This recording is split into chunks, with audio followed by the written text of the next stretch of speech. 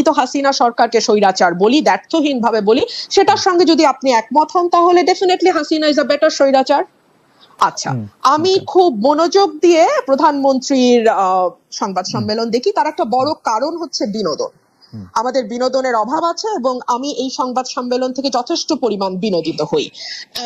বিনোদনটা এ কারণেই যে একটি ছোট্ট মিষ্টি প্রশ্ন, যে প্রশ্নটি আসলে প্রধানমন্ত্রীর অত্যন্ত মনোপুত হবে, এরকম একটি প্রশ্ন করবার আগে দীর্ঘ সময় ধরে প্রধানমন্ত্রীর নানা রকম প্রশংসা করা হয়, এমনকি আঞ্চলিক ভাষায় মানে আমি আসলে বলেই ফেলি, এই বেডির সময় ফসল ভালো হয়, এই মানুষটি ম্যাজিক লেডি, এই ধরনের কথাবার্তাও খুব চমৎকার ভাবে বলা হয়। এবং আপনি অস্বীকার করবেন বলে আমার মনে হয় না, ওই সময় তো ক্যামেরায় ওনার ফেস ধরা থাকে, ওনার যেই উচ্ছ্বাস, আনন্দ এবং চাপা গর্ব আমি দেখি, তাতে আমার মনে হয় চাহিদা যোগানের একটি চমৎকার আয়োজন সেখানে হয়। একটা কথা খুব স্পষ্ট, প্রধানমন্ত্রী যদি সত্যি সত্যি না চাইতেন যে এই স্তুতি স্তাবকতা চলতে থাকুক, তাহলে কারো ঘাড়ে দুটা মাথা নাই যে সেই স্তুতি করবে। উনি ভালোবাসেন বলেই এই স্তুতিগুলো হয়। এবং প্রশ্নগুলো আপনি লক্ষ্য করবেন, ধরুন যখন আমাদের একজন শীর্ষস্থানীয় পুলিশ কর্মকর্তার দুর্নীতি নিয়ে পাতার পর পাতা রিপোর্ট প্রকাশিত হলো, আইনজীবীরা দুদকে গেলেন, আইনজীবীদের মানে বিষয় আমলে নিয়ে দুদক তদন্তেও নামলো, প্রধানমন্ত্রীকে নিয়ে তো এই প্রশ্ন করাই যেত। কেন করা যেত আপনি প্রশ্ন করতে পারেন, যেটা তো আসলে প্রধানমন্ত্রীর দায়িত্ব না, এটা দুদকের দায়িত্ব, পুলিশ আইন শৃঙ্খলা রক্ষাকারী বাহিনীর দায়িত্ব, উনি কেন এটার মধ্যে কথা বলবেন? এ কারণেই যে বাংলাদেশের প্রধানমন্ত্রী যেহেতু মশা মারার কৃতিত্ব থেকে শুরু করে মানুষ হত্যার বিচার পর্যন্ত সকল কিছুই আপনি এত চমৎকার বলেন, আসলে শুনতে ইচ্ছা করে, কিন্তু একটা প্রশ্ন না করে পারছি না। আপনার কাছে কি মনে হয় যে আপনি উচ্চ পর্যায়ের পুলিশ কর্মকর্তা যাকে বলছেন তিনি আসলে অবসরপ্রাপ্ত কর্মকর্তা, এবং তার কেস যে দুদকে নেওয়া হয়েছে সেটা প্রধানমন্ত্রীর জানার বা এপ্রুভালের বাইরে, এইটা আপনি মনে করতেছেন? না, তার জানার বা অ্যাপ্রুভালের বাইরে না, কিন্তু তিনি জেনেছেন এবং অ্যাপ্রুভ করতে বাধ্য হয়েছেন। কারণ এইটুকু আইওয়াশ না দিলে না না না এখনো চোখের পর্দা কিছুটা আছে, ওই পর্দা। তবে উনি মানে পুলিশ কর্মকর্তার কথা বলছি, উনি কতটা খোলা হাতে বের হতে পারবেন সেটা একটা প্রশ্ন। ধরুন বেসিক ব্যাংকের বাচ্চু শেখ আব্দুল হাই বাচ্চু, ওনার নামের আগে শেখ ছিল না, আমি জানতাম না, ফরাসউদ্দিন সাহেব যেহেতু দুদিন আগে সেটা খোলাসা করেছেন, সেটা অবশ্য আপনাদের রিপোর্টারদের একটা ফোরামেই তিনি খোলাসা করেছেন, সেখানে তিনি স্পষ্ট করেছেন নামের আগে শেখ ছিল না, এখন শেখ যুক্ত হয়েছে। আচ্ছা, আব্দুল হাই বাচ্চুকে নিয়ে কিংবা আচ্ছা কোনো ব্যক্তি বাদ দেন, বাংলাদেশে মন্দরিনের পরিমাণ 4.5 লক্ষ কোটি টাকার উপরে, এটা আমরা বলছি না, অর্থনীতিবিদরা বলছেন। এই মন্দরিন কাদের কারণে হয়েছে, তাদের সুবিধা দিতে হয়েছে, এটা আমরা বাংলাদেশে যারা আছি সবাই জানি। আচ্ছা, ধরুন একজন ঋণ খেলাপি, তিনি মাত্র 2% ডাউন পেমেন্ট দিয়ে তার ঋণটি রেগুলার করে ফেলতে পারবেন। অথবা ধরুন একজন ব্যাংকের পরিচালক যার আগে মেয়াদ ছিল 3 বছর, সেটা এখন বাড়িয়ে 9 বছর ছিল, প্রথমে পার্লামেন্ট এসেছিল 9 বছরের দাবি নিয়ে, সেটা আবার অটো কেউ দাবি না করতে 12 বছর করে ফেলা হয়েছে। এইগুলো নিয়ে কি ওনাকে প্রশ্ন করা যায়? আজ পর্যন্ত কোনো সাংবাদিককে প্রশ্ন করতে দেখেছি? আচ্ছা, আমি আপনাকে একটু বলতেই চাই, একটু বলি যে আসলে প্রধানমন্ত্রী শেখ হাসিনাকে এই বিষয়ে স্পেসিফিকলি প্রশ্ন করা হয়েছে, তিনি এটা নিয়ে উত্তর দিচ্ছেন যে সাংবাদিকদের তিনি আহ্বান জানাইছেন যে আপনারা আমাকে তালিকা দেন কার কার কার কার কার কার ব্যাপারে আপনারা কি জানতে পারছেন, আমি চেষ্টা করতেছি, এবং এই প্রশ্ন করা হয়েছে, আমি শুনছি। তাহলে আমার উত্তর হবে কতটা এড়ানো। আপনারা যেটা বলছিলেন যে এত স্পেসিফিক উত্তর কেউ কি দেয় বা প্রশ্ন এড়িয়ে যায়, এর চেয়ে সুন্দর এড়ানো আর কি হতে পারে? তালিকা দেয়া কি সাংবাদিকের দায়িত্ব? দুদক কি করে? এসবি, ডিবি, এনএসআই, ডিজিএফআই, তারপরে আপনার কি বলে, সরি, এনএসআই ডিজিএফআই তো দায়িত্ব না, বাংলাদেশ ফাইন্যান্সিয়াল ইন্টেলিজেন্স ইউনিট তারা কি করে, বাংলাদেশ ব্যাংক কি করে, এটা দেখার দায়িত্ব কি সাংবাদিকের? এই উত্তরটা দেওয়ার মানে কি জানেন? ইটস আ ক্লিয়ার মেসেজ, দ্বিতীয় দিন আর এই প্রশ্ন করবেন না। ঠিক যেমন সংসদে দাঁড়িয়ে আমি যখন বাংলাদেশের অর্থনীতির দুরবস্থা নিয়ে এবং টাকা পাচার নিয়ে কথা বলেছিলাম, তখন বাংলাদেশের সাবেক অর্থমন্ত্রী আহম মুস্তফা কামাল বলেছিল, আপনারা কি করেন বিরোধী দল, আপনারা তালিকা দিতে পারেন না, বিরোধী দলের তালিকা দেওয়া কি বিরোধী দলের কাজ?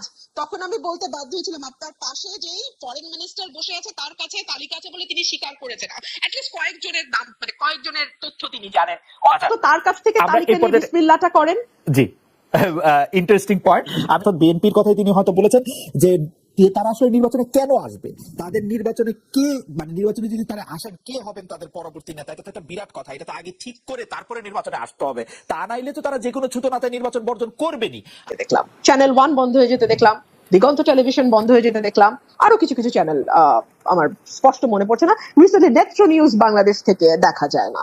দেখুন কোন তথ্যটি সঠিক, কোন তথ্যটি ভুল, কোন তথ্যটি বিভ্রান্তিকর, কোন তথ্যটি সঠিক, এটা আসলে আপনি আইন করে বা মিডিয়া বন্ধ করে কখনো করা যায় বলে মনে হয় না। সম্ভবত এটি করবার সবচেয়ে ভালো উপায় হচ্ছে মানে ভুয়া তথ্য বা যেটাকে বলা হয় ফেক নিউজ, এটা নিয়ে এখন খুব আলোচনা হয়, সরকারের মধ্যেও প্রায় শুনে এই কথাটি, ভুয়া তথ্য, গুজব ছড়ানো ইত্যাদি ইত্যাদি।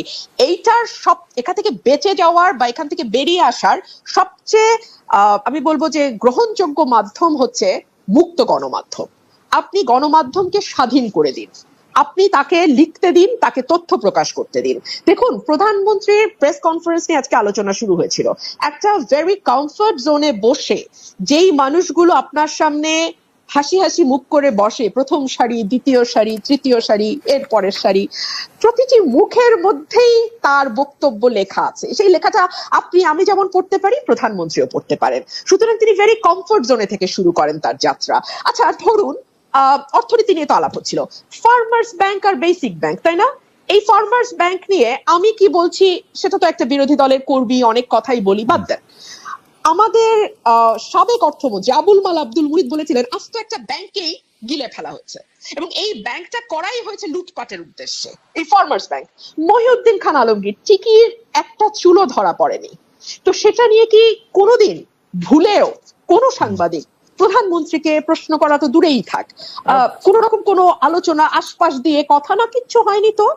কিংবা ধরুন অনেক রকম উন্নয়নের যে এত বয়ান, হ্যাঁ এত মানে রোল মডেল হয়েছি আমরা, আমাদের ঘর থেকে বেরোলেই এখন শুধু উন্নয়ন আর উন্নয়ন, এত কথা বলা হয় উন্নয়ন নিয়ে, মাথা পিছু আয় নিয়ে গর্ব করা হয় ইত্যাদি ইত্যাদি। প্রধানমন্ত্রীকে কি একবারও প্রশ্ন করা হয়েছে?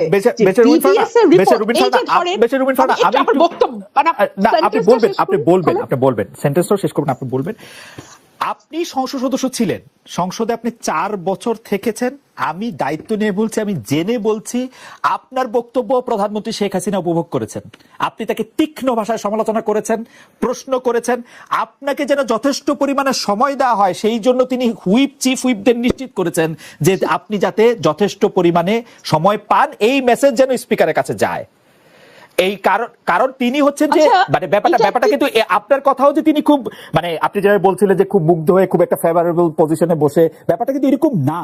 এবং আপনি যেই কথাগুলি বলছিলেন আমি শুধু মন্তব্যটি করে রাখি, সেই প্রশ্ন করা হয়েছে ফার্মার্স ব্যাংক নিয়ে, তাকে প্রশ্ন করা হয়েছে মহিউদ্দিন খান আলমগীরকে নিয়ে প্রশ্ন করা হয়েছে, এই প্রশ্নগুলি তাকে করা হয়েছে আসলে। বেস্ট ফারনা খালেদ, আপনি যদি আমার বাক্যটি শেষ করতে দেন তাহলে যে সুবিধাটা হয় সেটা আমার মনে থাকে।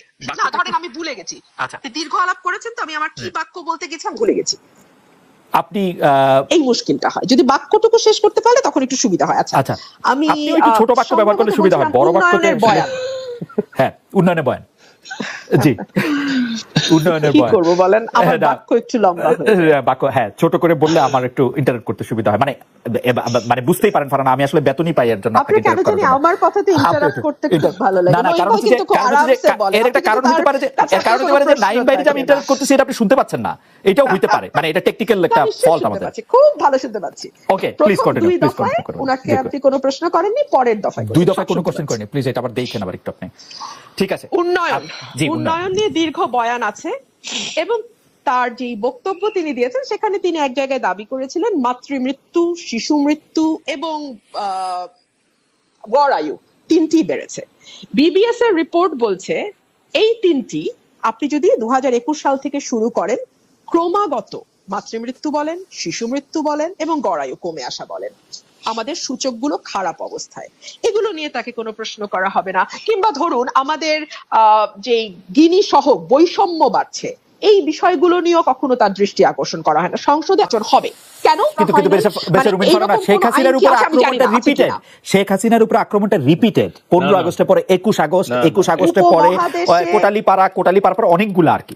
যাই হোক, আমি যে প্রশ্নটি করতে চাইছিলাম সেই প্রশ্ন, বিলিয়নিয়ার উৎপাদন করে এবং ফোর্বস পত্রিকায় সেই বিলিয়নিয়ারের ছবি ছাপা হয়। আমরা এখন এতই উন্নত জাতি, কারণ $50 বিলিয়ন একটা খাত থেকে এক্সপোর্টও করে বেরসা ফারানা, $50 বিলিয়ন একটা খাত থেকে এক্সপোর্ট